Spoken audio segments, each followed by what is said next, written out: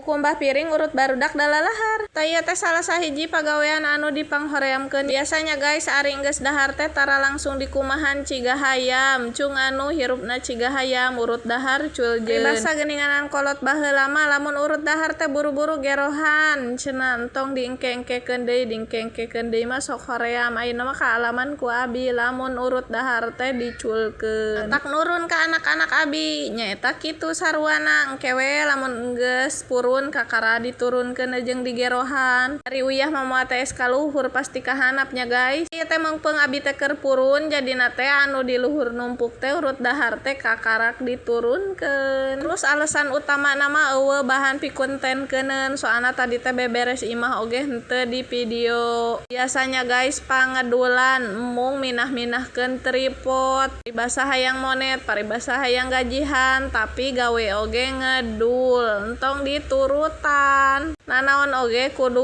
usaha. Kakara gajihan. Geus we ari hayang nu instan-instan mah nyeun mie instan. Ieu teh ngosokan piringna geus beres, urang langsung we bilas-bilaskeun. Bilas-bilaskeunna sing bersih nya guys. Lamun teu bersih teh sok bararaus sabun keneh. Ieu teh poena eukeur alus, jiwa ngontena eukeur meronta-ronta biasana mah nyeun video hiji teh meningkatkeun seuseut sapoe oge teu angeus-angeus ngisi suara oge. Tapi alus poe ayeuna mah eukeur mod sajam oge geus jadi deui. Ieu kumahan piringna geus beres urang langsung we tangkub-tangkubkeun diengke-engke deui mah osok datang jurig ngedulna. Bae encan taruus oge caina kahandap engke oge bakal taruus sorangan.